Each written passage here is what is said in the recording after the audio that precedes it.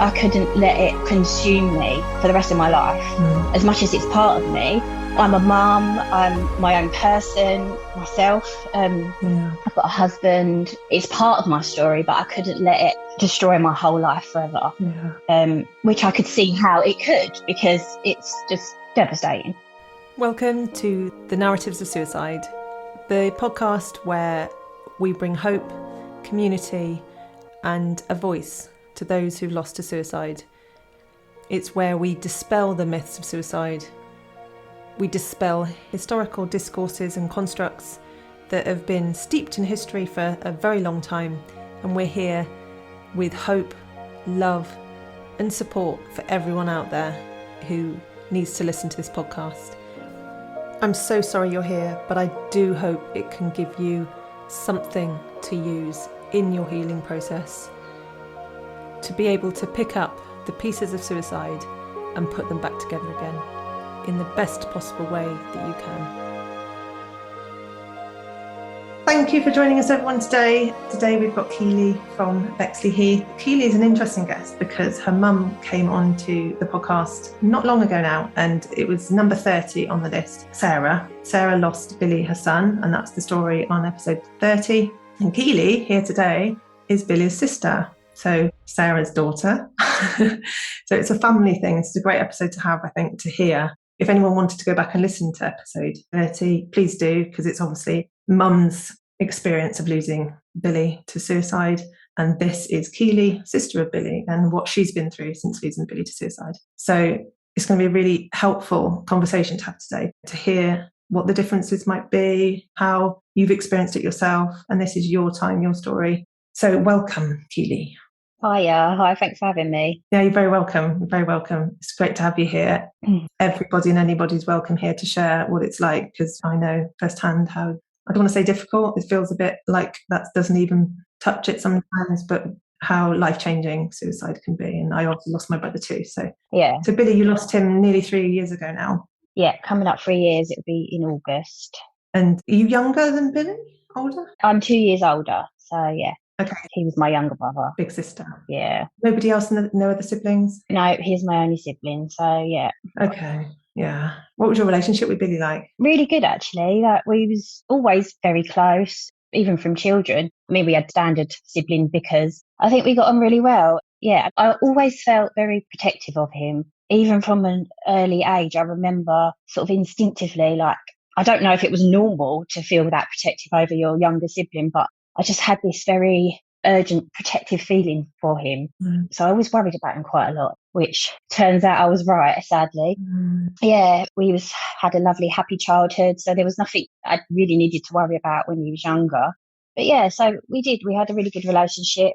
Even when we was teenagers, we used to sort of, we always knew the same sort of people. And yeah, and then as adults, again, we were really close. I'm aware that lots of siblings, as they grow up, they don't necessarily see them or are necessarily a huge part of their lives, but we only lived 5 minutes away from each other. So yeah, he was a very big part of my life. Yeah, especially if you live close to each other, because siblings that move away, it's very different, isn't it? So you saw each other regularly? Yeah, weekly, sometimes daily. So yeah, quite a lot, yeah. He was the uncle to your children then as well? Yeah, he was, yeah. He was, especially, so my son, who's 7, he was 5 when he passed away. He was very, very close to him. So yeah, that was quite hard. Gosh, that's a conversation in itself. Just how do you tell the children? And we can have that maybe at some point today, how you've coped with that. Yeah, because that's a big question for a lot of people. Yeah. Oh, so you saw him a lot. Yep. Going back to, obviously, Mum telling me about how he's been diagnosed with bipolar since he's passed away. But at the time, you didn't know anything. No. Well, yeah. wrong, but didn't have a label for it yet. Yeah, definitely. I mean, the last few years of his life were very hard. He was clearly ill. It was just so difficult, I think, for the close family, because he was so unwell and he was so unpredictable at times, and he was just a sort of a constant worry to us all. So it was this sort of ongoing, oh my goodness, like how do we sort of get through this? And then he'd be all right for a little while, and then we'd all be like, oh, take a big sigh of relief, and then it was sort of cycle of his illness, I suppose, would start again. But he never got the help he needed, really. So, but yeah, that's a whole nother story. There's so many, it's so complicated and it's hard to explain this whole situation.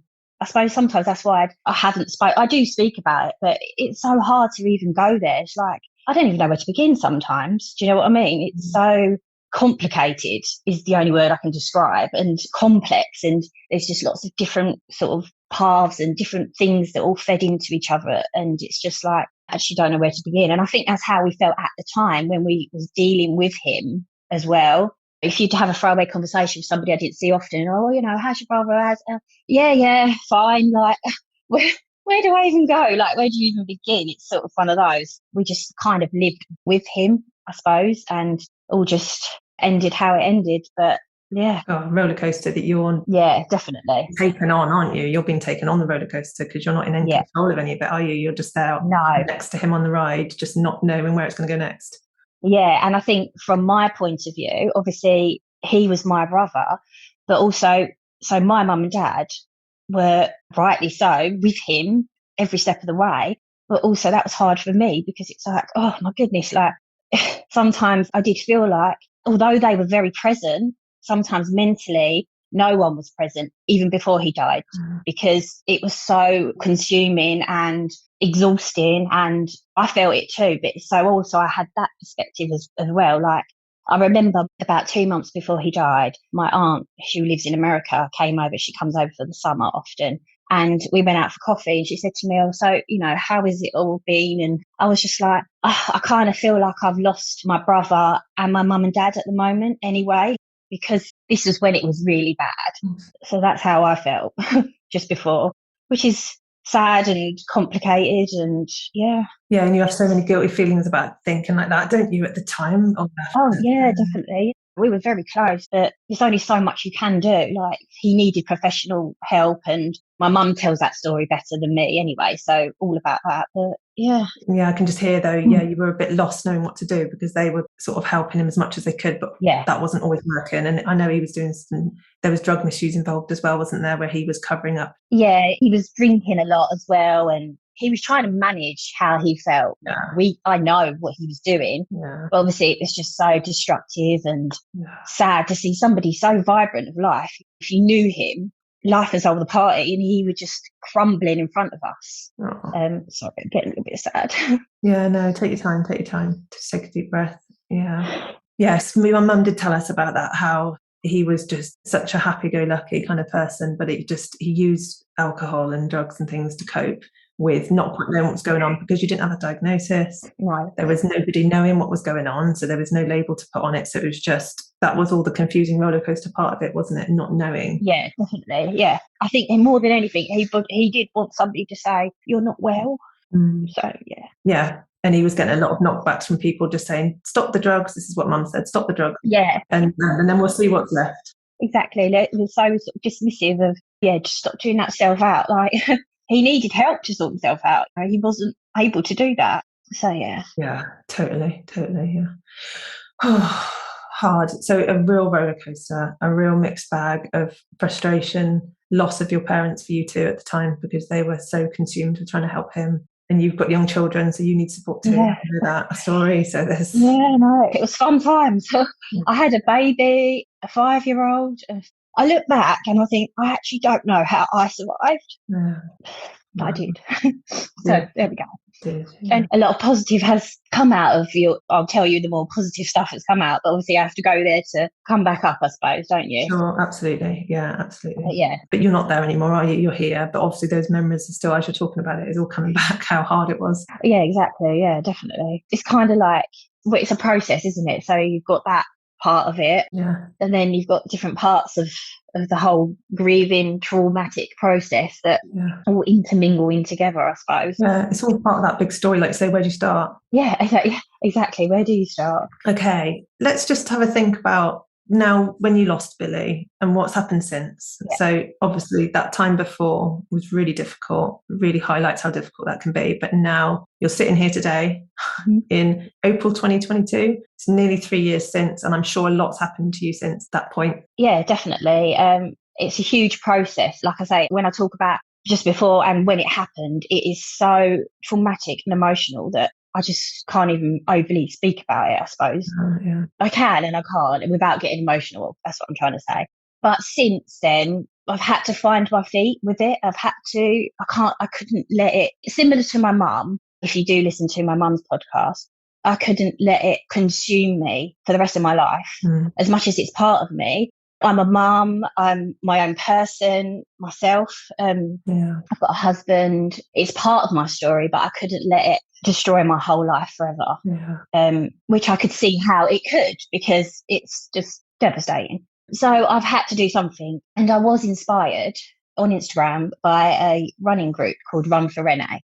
And it was a similar situation. So the lady who set it up, Steph, she also lost her brother to suicide a few years back now. And she started a running group for her own benefit to give her somewhere to go to, a place where she could meet other people. It's a mental health running community. So basically you come, lots of people, when you start talking to them and you say, oh, why do you run? A lot of people run for their mental health, not necessarily a physical reason. It's more of a mental reason. So she started Run for Renee, I think in 2017. And she set up sort of mainly in East London. There's lots of little running groups.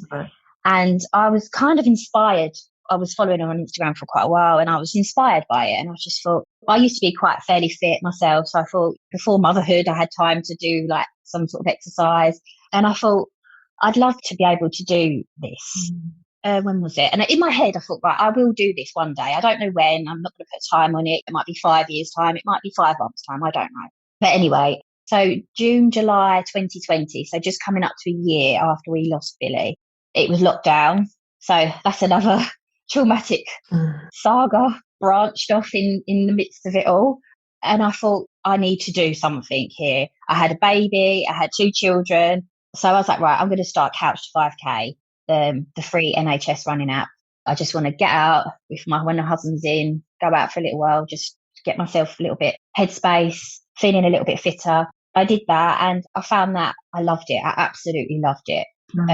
I found myself, I suppose, after such a long time. I thought, oh my goodness, I feel a little bit more like me again. So, it gave me that space to, listen to some music. I used to listen to different playlists, but you also got the app on in the background, which is brilliant, especially if you're a beginner. It will tell you, you can run for 3 minutes, stop, walk, blah, blah, blah, blah, blah. And it guides you all the way through it. So I started that, completed it, and I haven't stopped running since, basically. I'll put the links to that app because if anyone's interested in starting running, it sounds like it's a really supportive way of doing it. You get an app and it tells you what to do each day by the sounds of it and how to get to 5K from nothing. Which sounds...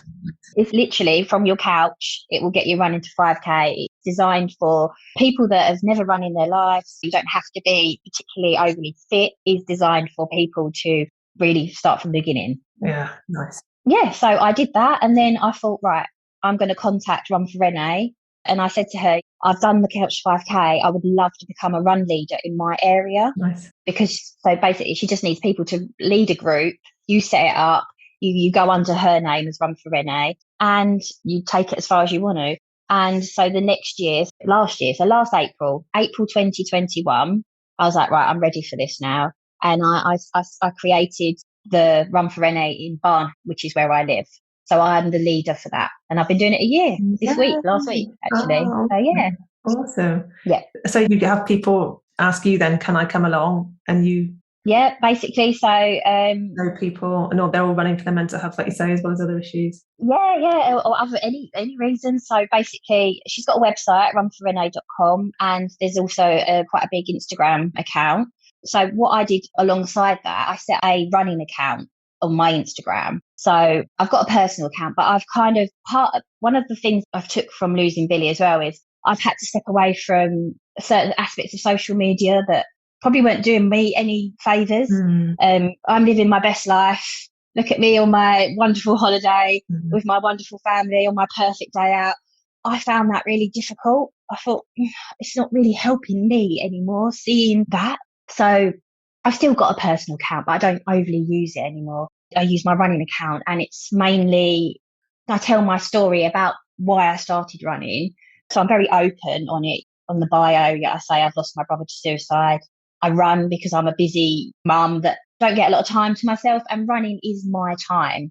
And I sort of just blog about my running, and then I also promote my Run for Renee Barnhurst group on that page. Got you. Yeah, so I set that up as well alongside it, and I do a lot of promoting in my local area. You know, I share it on sort of Facebook groups. And honestly, it saved me like so much. Like, I've met most wonderful people. Honestly, like, some people turn up, obviously they don't necessarily know why they come for their own reasons. We have a lot of people that are not the best runners in the world, but they just want to come and be with other people that run marathons. So we've got some amazing runners. They just come for their own reasons, and we've just all met, and we're still happy to have new people every week. There's not a cut-off point. It's like, I've got a lovely bunch of regulars now, which is where I needed it to be, in case ever I can't make it away or I'm not well. So we've got that, and it's just lovely. It's just a lovely community space. So we run at a chatty, talking pace. So yeah, not too fast then. And now it's the summertime. Because I do it in an evening. I do it on a Tuesday evening. I had to choose a day that suited me.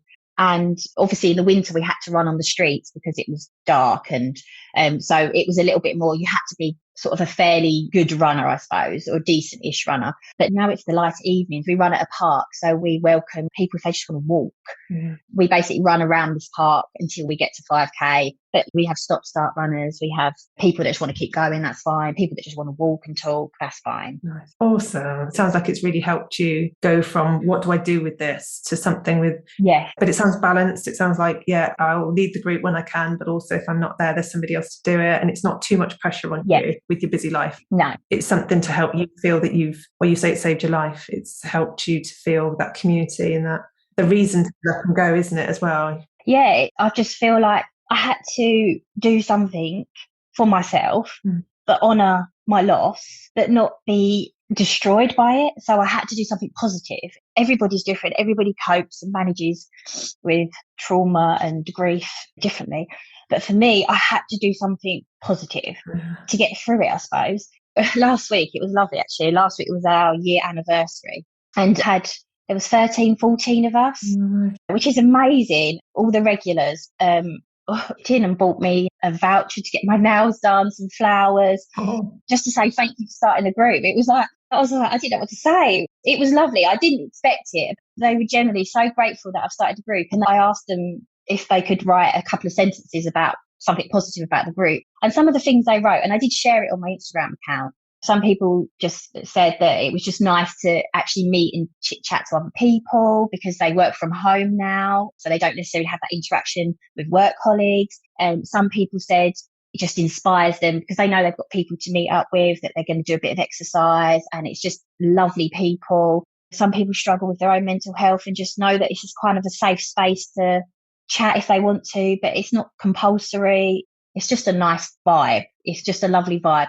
You don't have to come and be a certain person. You can just come as you are. That's the whole point of it. Yeah, totally. And we accept you, whether you can walk or run. Yeah, definitely. And it's helped your mental health. Just sounds like as soon as you started running that couch to 5K, you really started to see that was your place to get away. Nobody can interrupt you. You're on the road, aren't you? Or in the field, wherever you're running, and your kids can't interrupt you. It's your set time. Yes. And you get into a mindfulness state, don't you, when you run? You get into whether you're fast or slow, even if it's a very simple jog, you get into a mindful, different part of your brain that just slows everything down. Definitely. I mean, at the moment, I currently run twice a week. So I run with the group on a Tuesday evening, and then I also try and do my own run. And I love both equally. So I love the chit-chatting run. But then I also love my run. I just listen to my music, and I try and run a little bit further now because I've been running, coming up to 2 years. So I try and I just love listening to music. Like you say, it's very mindful. Like sometimes I don't really think about anything. I'm just running and enjoying, not thinking. But sometimes it's nice to actually, I think things through as I'm running, because I've got that space to think, because I haven't got someone going, mummy, mummy, mummy. Do you know what I mean? So I can actually process a lot when I'm running. Yeah, it's a different processing part of your brain that processes almost like that dreamlike state where you just wake up and you're processing things in a different place of your brain. It's not that cognitive heavy frontal lobe that's analysing everything. It's kind of like a more of a reflective place where you still go, oh, okay, that kind of makes a bit of sense. Yeah, I guess you don't know unless you're a runner, but like you say, everyone does things differently, and how when you do experience it, and I didn't run for my brother's death, and I did then all the time afterwards. It's just, you get that sense, as you're talking, I can get that sense of what it's like to be there. Yeah. And if you can find a way of doing it, it can really help with the fight or flight response as well. If you're in a really having a flashback or a real state of panic for any reason, if you can go for a 20-minute run, it really brings your nervous system into that place where it needs to be able to maybe use mindfulness and things then. Yeah. Happened to me recently. My dog chased a sheep and I was absolutely mortified. And I thought, I came home and I was in fight or flight. I was completely and utterly in a complete, the farmer's going to come and shoot me state. I was in a complete mess. So I didn't feel like going for a run because I was in such a panicky place, but I knew I had to do something because my nervous system was so kicked off. I was so stressed by it. So I just put my shoes on and said, I'm just going to run. And I don't know how long for or what for. I just need to do something. So I put my shoes on and went out, came back. And then I could say, okay, this is a problem I need to fix. Yeah. I was in a more rational place where I knew, okay, this is a problem. I've got to fix it. How can I fix it? Instead of the farmer's going to come and shoot me. I was not in that fight or flight place. Yes. And research shows that whether it's running or dancing, some physical exercise. Yeah, definitely. And that's what I mean when I say it saved my life, because I feel like I was on autopilot. I wasn't really, and it was the middle of the pandemic as well. So that was another, I can't even go there with that one. So it gave me that control, I suppose, that power back to, I can talk about, although I've got emotional today, and that's fine to get emotional, but I can now talk about what happened to me without necessarily crumbling, because I feel like I've got that power back because I do that running regularly, and I feel like it is part of my story. I'm here now. This is where I am because of what's happened. And a lot of positive has come out of such sadness and such tragedy. A few years ago, if you'd have said I would have been a run leader, and I didn't even like running. I love swimming. Swimming's my natural sport. And I still love to go swimming when I can. But I just, again, it's the time at the moment. Once my little girl starts full-time school in September, because I work part-time as well, I feel like I'll have a little bit more of that time back to myself.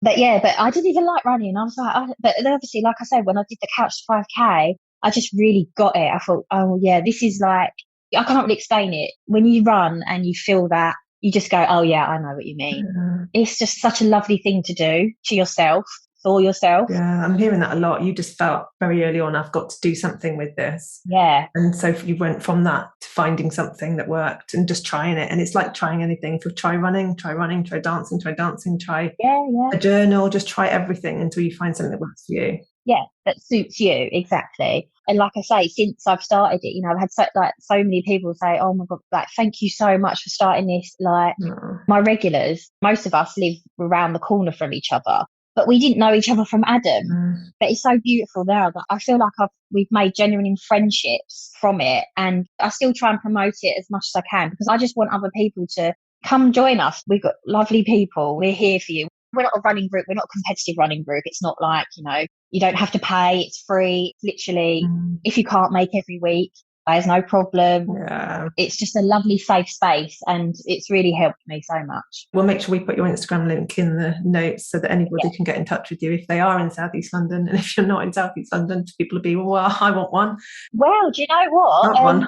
There's a few Run for Renee's in East London. Quite a few. Steph, the lovely lady who started Run for Renee, she's now moved to Amsterdam. So she started one in Amsterdam. Oh. And there's now, as of this week, one in Chile, I believe. So it's going global. So, if you're happy to lead a Run for Renee, we're going global. So it doesn't have to be in England. It's fine. I can just hear it, how much it's helped you. It's given you a real story to tell, hasn't you, from the tragedy? Yes. I just want to go back a little bit to how you got through those early days. If anyone is in that place where before they can get to that point, there's always a point where you can get to that, to a point, I think, in your time, when you can say, right, what do I do about this now? I think there's a time you have to go through all the other stuff first. How did you get to that point? What was that point? What was that part like before you got to that point of, right, I need to do something? Okay, so I suppose the early days was literally just survival. I had 2 young children, and obviously my initial support network, my family, my mum and dad, who help a lot out with childcare and stuff, and were grieving the most horrific grief you can imagine. But we just survived. We got through. It wasn't easy. It wasn't pretty. I did a lot of crying, a lot of I don't really know what I was supposed to do anymore, sort of thing. You kind of have to go there. You can't avoid feeling how you feel. And then I did have some counselling with Mind. Nice. And I needed, I think more than anything, because I had at the time a 1-year-old, so I didn't get much of a break. My husband was working full time. I was still working part time as well. I needed to just talk. So if ever, say for instance, I met up with my mum or whatever, I felt like I couldn't really talk because I was still needed so much. So I thought, right, I need some sort of counselling. I need to be able to go somewhere and speak. And this was pre-pandemic. So I think they gave me 6 sessions. And then afterwards they gave me a few more because I think I think they thought, oh, she really needs to talk. With Mind, they were amazing, and I literally like verbally threw up on the lady. Like I think she was just like, I was like, because it was just here, and I needed just that space to literally get it out of my system. So I think I did a few sessions literally just talking about my brother and what had happened and the trauma and this happened and she said this and he said this and all of that.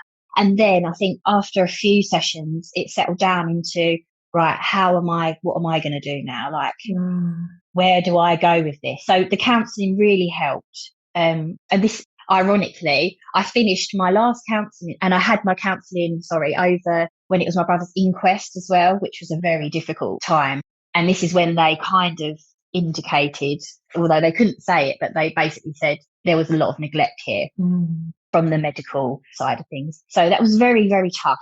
So I had my counselling sort of fell over that time, which was quite handy. And then my last counselling session ended the week before the pandemic started. So I'd finished on this I felt like I knew what I had to do. Like I knew I was going to do the running. I even said to the lady, I've been following this lady and I'm going to be one of these leaders. And she was like, okay, good. And I'm a primary school teacher. I took a few years out when I had my children. So I wasn't a primary school teacher when my brother died. I was a swimming teacher. But I knew that I wanted to get back into primary school teaching. It had been 5 years. So I thought, right, in my long term, I want to get back in quite soon because I don't want it to be like 10 years. And I'm like, how do I get back into teaching? So anyway, that was on my plan. And I did do it. I am back into primary school teaching now. I've been doing it for 2 years. I went back in mid-pandemic. I don't do nothing easy. So yeah, I did everything I said I was going to do. I have done. But it hasn't been easy. Like even down to getting back into my career. I had to go in September. When was it? September 2020. So it was restrictions. It was these COVID bubbles where your class couldn't mix. And I hadn't even been in the classroom for 5 years. And it was like another world. But I've gradually got back into it. I'm in a school where I'm very happy now. I'm part-time, so it suits my sort of work-life, family balance. But I suppose from the early days, when I think back to them early days, I probably couldn't imagine that I would be here now. Like with this much, I have done well. I think I'm quite hard on myself, but I think when I look back, I think actually I have quite a lot considering what was thrown against me. I think you just need to, if you are in those early days, you need to just be in those early days. You can't escape it. You've got to, it's hard. It's not going to go away overnight. Literally, it takes time. If you can have some sort of therapy, I did it through Mind, which is a charity. So they gave me 6 free sessions. They extended it a couple of weeks for me. I think because I had really young children as well. But yeah, and I think that really just helped me process what I need to do. Sounds like you offloaded everything inside that you were carrying out, and you verbalized it and it put it outside. Almost dumped it in the therapy room, walked away, and then were able to say, right, what about me? I've got to live with this now. It's a tragedy, it's happened, but I can't let it define me. No. And I'm a mum to young children. I couldn't be destroyed by this. As much as part of me is destroyed by this, I can't do that for them. A little bit like, my mum and my dad, to be fair to them, and I know everybody's different, but they, from day one, literally said, this cannot, we've got to carry on with living our lives, but we've got to live good lives. We've got to live lives worth living. We've got to keep going. And you're going to have your moments. And we just celebrated my dad's 60th at the weekend. And it was lovely. But obviously, it's always laced with that, he's not here. Yeah, he's not here. But we still had to celebrate, we can't not live. God, it sounds like the real family attitude to that really helped you. Yeah, I suppose, that's what I'm used to. And for me as well, I feel like it helps me. I have to do something positive. I just had to. Yeah. And I had to keep. Can I ask what you've learned most about yourself over the past 3 years? I suppose I'm probably resilient, very resilient. So even when literally sometimes when everything's thrown at you, like including a pandemic, I didn't stop that. It was hard, but even down to getting back into my teaching career, because I made that decision before the pandemic hit, that I wanted to get back into teaching. And then that, obviously the pandemic happened and I was midway through traumatic grief as well. And I was like, but I'm still going to do this. I suppose I'm quite, resilient. Yeah. And you've coped, you've lived with it, and you're still standing. Yeah. You're standing here doing everything you'd sort of planned to do. Yeah. And it's not easy. And I'm not saying I'm not healed. It's part of me. It's just within me. It's just that I've had to just keep fighting for myself, I suppose. And I guess that's why you've integrated that running group alongside it, because you know that that's not going to go away, that it's never going to be healed, but it's just there in the background as something then you can make of it, which actually helps you at the same time as helping other people. It's giving you community, that mindfulness place and the purpose. Yeah. So you're balancing all of it, aren't you? The resilience with, how do I honour this part of my life, part of me now? Yeah. In a kind of constructive way, which again isn't always possible for everybody. And I hear people sometimes say, no, why can I not do that? And when am I going to be ready? And again, there's no rush. That could come in 20 years. It could come with just one interview, one podcast, one day that you're in a shop and you say you listen to somebody a different way than you would have done before you lost. You know, it can come in such the smallest way, that purpose part of it. But if you can find it like you have, in a safe way, in a boundaried way, you're looking after yourself in it. I really hear that. You're not doing it because you've got so much else. And a primary school teacher, gosh, you carry such anyway. Yeah, I know. To have that balanced way of doing it, where you're not overly looking after anybody else.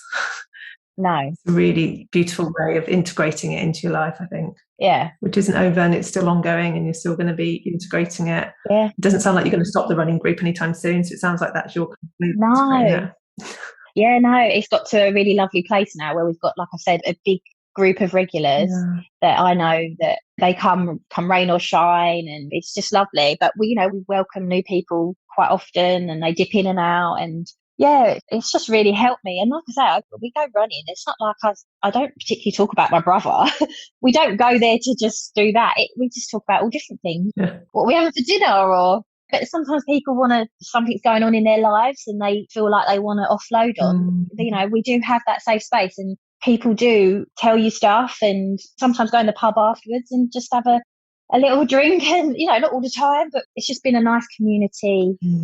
You got the power back, didn't you? Like you say, you got the power control back, which you didn't have. Yeah. Even when Billy was alive, that power and control wasn't within you. You were sitting next to him on the roller coaster, just trying to do what you could. Yeah. But having your own, it affected you in many different ways, being the caring sister, the one that was in all your life. And it took that period of grief, just losing it, just surviving, isn't it? It's just going into autopilot, doing what you have to do through all of the things that you have to meet with the inquests and things, to the point where then you said, after the counselling, how can I take this power and control back? And you've done it in a really bounded, lovely way. Yeah, basically, I had to do something to get myself back. Get you back, like you say. I found you and it saved you. Yeah, it really has. It's just been such a lovely, I love it. I absolutely love it. It's kind of like one of the highlights of my week. I love being a mum. I love all that. Watching my son play football, taking my daughter to her little dance class, picking them up from nursery. But that's mum mode. That's not Keelie. And it's so hard as well, being a mum anyway, let alone going through some sort of grief or traumatic experience. It's so hard to give yourself that. If you need a day, I remember some early in grief, you get a lot of, if you need a day, take a day. I can't take a day, I've got a baby. It doesn't necessarily work like that. Motherhood is all consuming, or fatherhood. It's so all consuming, let alone if you've got something major that you're dealing with. So like I said, like what I mean when it saved me, because you can't pour from an empty cup, can you? No. So I needed to start filling my cup up so I could be a better mum, just a better person for myself. So that's what I had to do for myself. Gosh, that's so really interesting, that whole concept of I couldn't take a day. When people say, well, take a day. No. You just couldn't. You physically can't. I just used to go, yeah, okay. Baby needs feeding, the baby needs... my baby. Are you going to give me a day off? No. Do you know what I mean? Like, I know people mean well, but realistically, yeah, it's hard. So I think I call it self dosing your grief, because we all have such different lives daily. yes, We need to know what works for us to self dose our grief. So I had 4 young children, so I had to find my way in my time to be able to do it. yeah, And I sometimes needed to benchmark it. I can't do it right now, even though I want to, because I've just been reminded I need to just take a deep breath and be there for them. And then later on, when there's space, go to the toilet and process it, but make sure I'm processing it later, not just putting it under the carpet and leaving it there forever. yes, definitely. Which is what you seem to do through your groups. You have to, at some point, recognize that, okay, I was upset at 10 o'clock today. I didn't acknowledge it at the time. I couldn't. Yep. I wanted to be my mum in that moment, but can I do it now by bringing it back and observing it and letting it go through me? Because it's so important with grief to acknowledge the bad bits, if you like, the pain, the loss, because ultimately that's Billy, that's your relationship with Billy. That relationship was so important. How can you not feel pain and sad and grief? So you're honouring them in that sense as well as yourself by acknowledging that grief is valid and important, and you are valid and important enough to let it be there later on when you can. Yeah. And you might need a method to do that. Like I listened to my brother's song later on when the kids were in bed, so I could find a way of bringing it back. Yeah. You find your way of bringing it back if necessary. Yeah, definitely. And I suppose over time as well, like the early days, you can't escape it, can you? That intense sadness and that intense grief. But over time, it doesn't go away. Like it's always there. It goes quieter, I suppose. And I think you just get better at being aware that this is the reality of life now, but I still have to do da da da da da da da. And I know it's still there, but I think whereas in the early days, it's just so dominant, that sadness and that grief. It does consume you for however long that takes. Everybody's different.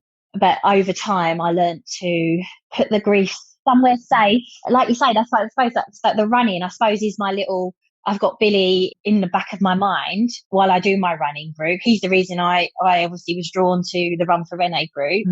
So he's the reason I do all that. But when I'm running with my group, I don't necessarily think about Billy. Do you know what I mean? But he is the reason. It's just that I've learned to have that reason, but not necessarily have it so dominant in my mind constantly. Because it kind of brings up the question, if you've got young children, the whole question, do I cry in front of them? Do I not? Do I cry and then tell them why I'm crying? Yeah. They're young, at different ages, they might have different ways of you communicating. Mummy, what's wrong? Yeah. When those questions come up, how to be the best mum you can be in the face of the grief. Sometimes, you can't put it under the carpet. I mean, I think especially in the early days, I've never held in my emotions with my kids. That's how I feel more comfortable. They've seen me cry. But obviously to a point, then if I was obviously getting too upset, I would have to take myself off and just have a moment on my own. But I didn't hide my grief because I couldn't. And if I ever get upset, bless my son, he always says to me, he was so used to me crying because of Bill. And sometimes I'll be like, oh, I'm always sad about Bill, but I might be upset about something else or whatever. I don't know. But I suppose, and I was just, it depends what age they are. Obviously, my little girl, she was a baby. She didn't have a clue. But my 5-year-old, I had to explain to him why I was crying and his loss for my brother as well. He's still, we talk about him all the time, but his grief is valid. He definitely, he knows the impact of losing Billy. That was huge for him as well. That's what I'm saying. That's another element to this complex situation. I could probably do a podcast a day for the next year about the different avenues of how it's all affected everything. So true. Yeah, and I think people don't appreciate that until they're there. No. But how it can affect every area of your life, and you could do a story on each one, how you've coped with it. Yeah, definitely. The significance of it. Yeah, this element of it, this relationship here, it's like I say, where do you start? Where do you end? Just, Yeah. Gosh. I suppose that's what I'm saying with my running. At least I've had to, that's where I've put my energy into. That's my story, I suppose. Yeah. That's come out of it. Still, 3 years is still early days for grief, isn't it? Oh, yeah. To be sitting here today, sharing it, even if you have been a bit emotional, it's just great that you've got to the point where you've got to in 3 years to be able to share it as much as you can to, again, help other people who might be interested in the group or might be interested in your story. The fact you're just here today says a lot, I think. Yes. Thank you. No, it's been really interesting to hear how you've come from your resilient self, because it sounds like you probably always have been resilient, but it's just helped you notice your resilience, because when you can go through something like that, Yeah. and you're still sitting here today and doing the best you can and have met everything you wanted to do in it, it's a time to reflect back on it. But I think when we're kind of strong or resilient, that can have its part in terms of us to grieve. I'm a strong person. I identify with the strength kind of thing. And there's a part of me that I won't break kind of thing, because, that's not what I do. I've never done that kind of thing when you've been through a lot in life. And it's learning that actually I am allowed to give in to it. Definitely. So people that aren't strong or aren't resilient, again, have a different story, a different way of processing that part of themselves. And that's why I do truly believe that when you grieve somebody, it brings up so much of your prior self and your prior attachments and your prior way of being in life. So if you're strong, grief will affect you differently than if you do cry easily and then grief hits you, or if you do honour your feelings and take days off when you need to, that it will affect you differently like that. Oh yeah, completely. It brings in everything that you've had before, and that comes in on that complicated picture you're talking about in terms of how you then grieve. I mean, although I say I'm resilient, and I'm a big crier. I will cry. I've always been a big crier, I can cry, which I find a healthy release as well. And sometimes you just need to just literally go there and just cry until it's out and take a breath. Like, oh, okay, I survived that crying episode. Because sometimes when you really feel it, it's like, it is so painful. You just can't even describe it. So but you just go with it and you will survive that. And this time shall pass. And I've said that to myself a lot over the years. This time shall pass. This time shall pass. It feels bad. This time will pass. Because it doesn't feel like it when you're in that pain. No. It doesn't feel like it's ever going to go away. Oh yeah, no. It's just knowing this time will pass. Yeah, it will. Is there anything you want to leave the listeners with before we go? I could probably talk all day, but I just hope that, obviously, going through something similar, that you do find something for yourself within your grief. It doesn't have to be, like I say, running. That was just what I found, but just something that can help you carry on, keep going and enjoy life. Because if you're affected by suicide, it can destroy you and part of you will be destroyed. But if you can find something to dig in deep and just make you feel like you again, I just hope that people can find whatever that is. Find your way. Yeah. Brilliant. Thank you so much. All right. Thank you.